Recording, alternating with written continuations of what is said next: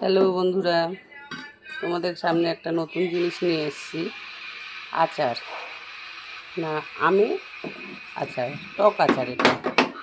এটা ভাতে খাওয়ার জন্যে, রুটিতে খাওয়ার জন্যে, যেটা ইচ্ছা মুড়ির সাথেও খেতে পারো, কোনো অসুবিধা নেই।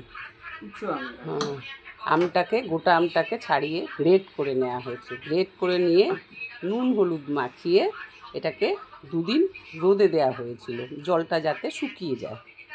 জলটা শুকিয়ে গেছে, এবারে মশলা দেওয়া শুরু হবে। এটা কি দিচ্ছ দিদিভাই? ওটা কি ভেজানো ছিল? মৌরি, মেথি হ্যাঁ, আর কালো জিরে।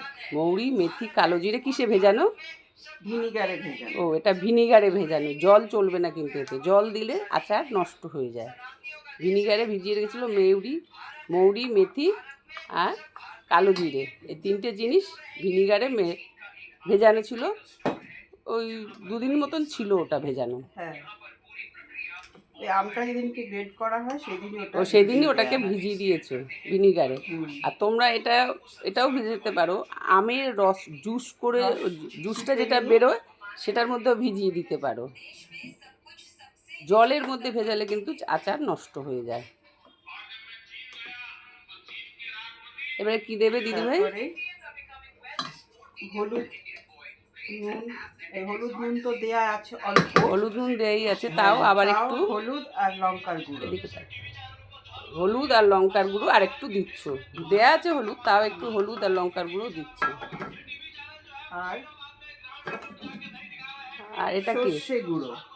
সর্ষে ডাস্ট করে রাখা ছিল। এটা কোনো সব কাঁচা মশলা, কোনো ভাজা মশলা।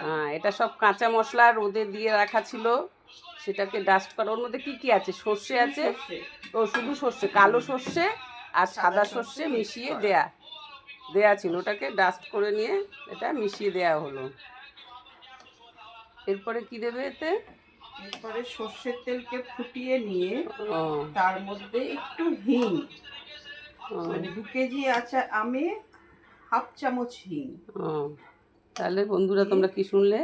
2 কেজি আমে হাফ চামচ হিং দিয়ে। তেল কতটা? তেল 100 গ্রাম তেল এখন দিয়েছি। 100 গ্রাম তেল এখন দেয়া হচ্ছে, পরে আবার দেয়া হবে। 100 গ্রাম তেলটাকে একটু গরম করে নেওয়া হয়েছে, তার মধ্যে একটু হিং দিয়ে দেওয়া হয়েছে।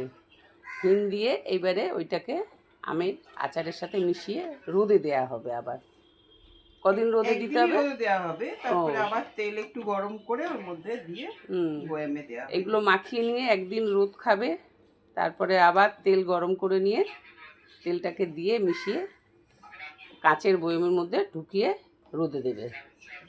আর কিছু করতে লাগবে না। তাহলে বন্ধুরা তোমরা শিখে নিয়েছো। ঠান্ডা করে দেওয়া, তেলটাকে গরম দেবে না, ঠান্ডা দেবে। তেলটা গরম করবে কিন্তু ঠান্ডা করে দেবে। তাহলে বন্ধুরা শুনলে, কিছু জানার থাকলে কমেন্টসে লিখো, তাহলে তোমরা উত্তর পেয়ে যাবে কমেন্টস থেকেই। এখন রাখি, টাটা, বাই বাই।